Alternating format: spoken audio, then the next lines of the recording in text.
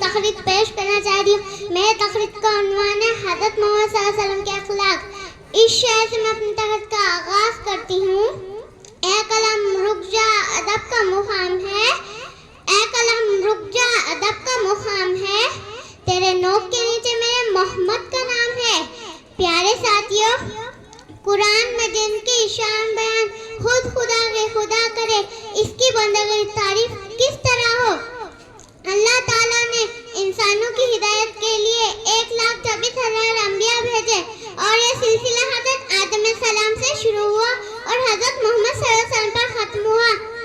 ہر نبی کی زندگی دوسرے انسانوں کے لیے بہترین نمونہ ہے اور ہمارے نبی صلی اللہ علیہ وسلم آخری نبی ہے.